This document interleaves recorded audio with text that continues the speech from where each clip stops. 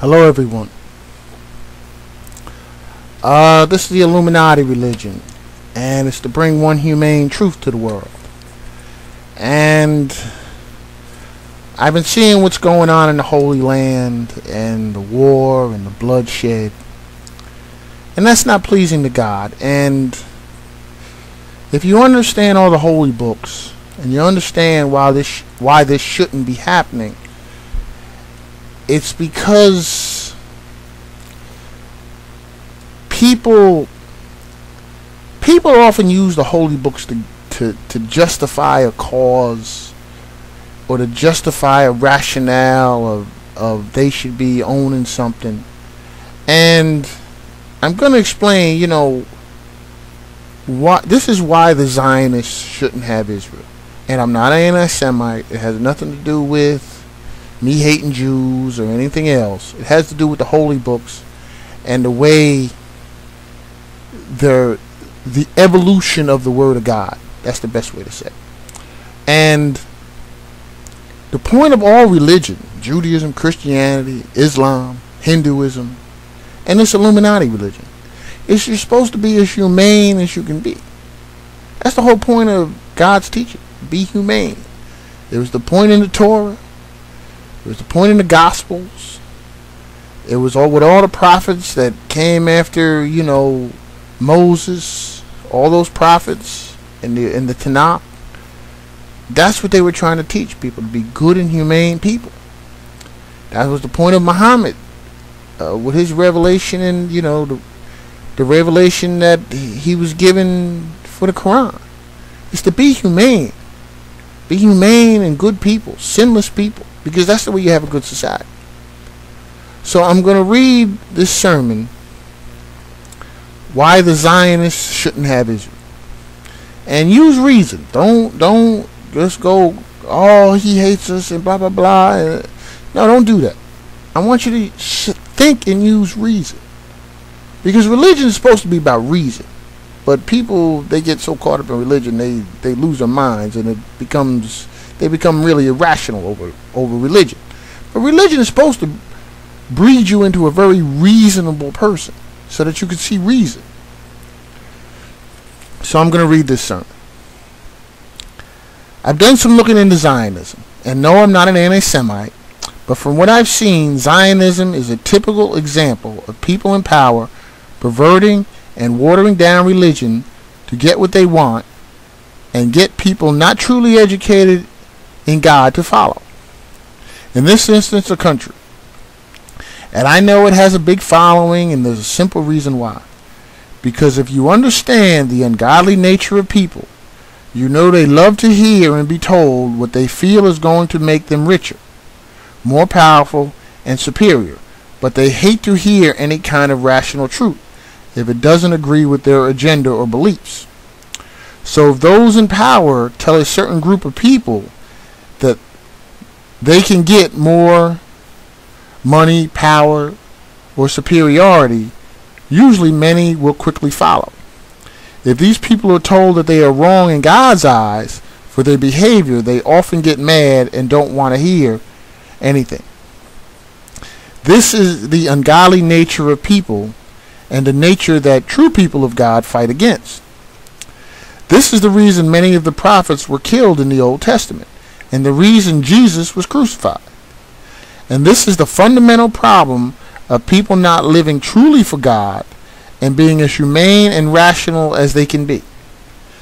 And this is what leads to so many wars and conflicts, not only between large groups of people, but within families and between people also. The more we as people, all people, no matter what color, race, or ethnicity, value what God says and behave that way, the better the world will be. The less we do, the worse the world will be. The Creator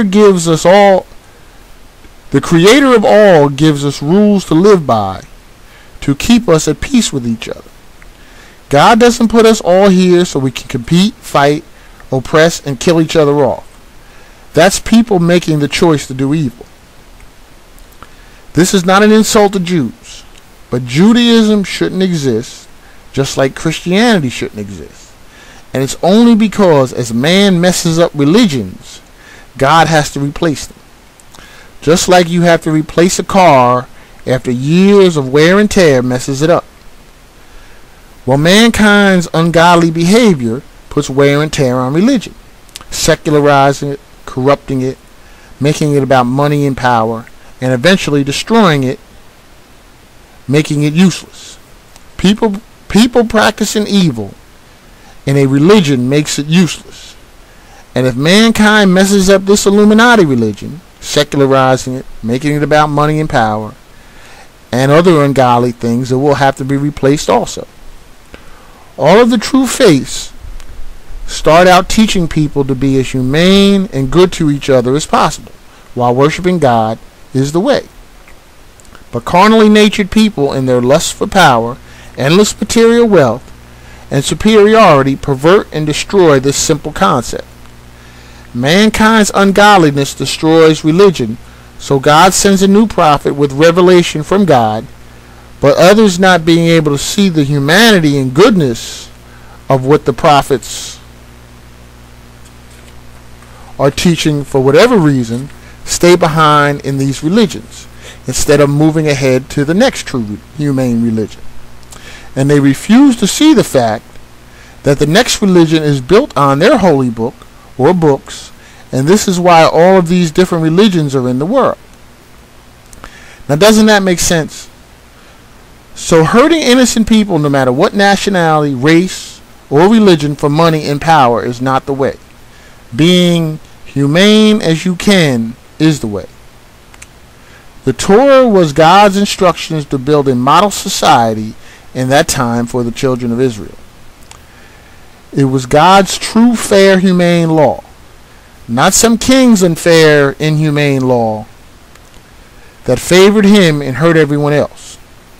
And for you Jews, if you ever read 1 Samuel chapter 8, why God said don't take a king, well, that's why. What did he say? The king gonna make slaves out of some of you. That was his whole point. God's law is the true, fair, humane law. So back to the sermon. And when the children of Israel behaved wickedly as a society, many other prophets came to warn them of their wicked behavior. And that's how you got the Tanakh. Then Jesus came to teach a new, simpler covenant in the Gospels, since mankind destroyed the one he made with the people of Israel. That worshiping God and being as humane and sinless as you can be to everyone is the way. It was that simple truth of the world that he was teaching, and that's what God always teaches through prophets. This is why Jesus built Christianity on the teachings of the Torah and your Tanakh. Why Muhammad built Islam on the Torah, Tanakh, and the Gospels. And why I'm building this Illuminati religion on all of those holy books and the Bhagavad Gita, that's what the Hindus use. And I write a holy book that's online, at the website. Because actually, it isn't any of us building these religions. It's God building them through us. Rules, regulation, and punishment only come about because people don't want to do what God says. In a sinful society, everyone looks to blame everyone else for the problems in the society, but many aren't willing to look at their own wrongdoings. As Jesus said, they look at the speck in someone else's eye, but they refuse to look at the log in their own eye. Now let me say this in closing. If you hate me, why? Is it because I'm telling people to be inhumane to each other? Is it because I'm telling all people to get along? Is it because I'm telling all people to get along and not kill each other? Is it because I don't want to see many in this world starve and suffer and die off? Is this why you hate me? Well, how would you feel if I were the dictator and I was killing you off and letting you starve? Could you agree with that? I'm sure you could. But if you hate me, you should.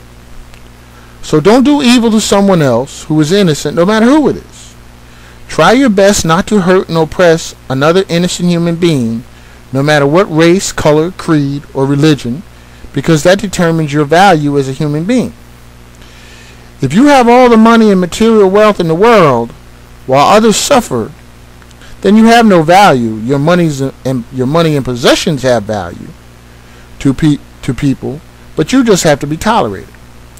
So being as humane as you can be, and fighting for truth and justice, not according to the wicked, oppressive man's laws, but according to God's humane law, is what makes you valuable. Now, I know ungodly people may hate me because when someone looks to bring fairness and justice to the oppressed, they are hated because those who benefit from the oppressive laws and an oppressive society don't like losing any of the wealth they like to hoard, and they don't like to lose the work of those that are forced into harsh servitude to them. They don't like to have people working hard. They don't have people to work hard, suffer, and get dirty for them. They have to get off their lazy backsides and do something for themselves. They can't be like fat cats, wealthy and lazy, while someone else suffers. That's why they hate people like me that come to seek justice for and lift up the oppressed and poor. They love the status quo as long as it favors them. Now, if you're one of these ungodly people, will you be happy if I'm the one in charge, not giving you justice and oppressing you? I'm sure you won't. So I'm not asking you to be a sucker and give all your money away to a bunch of lazy people that don't want to do anything. I'm asking you to be fair, charitable, pay a good middle class wage, be humane, and follow God. I'm going to continue this in the next video.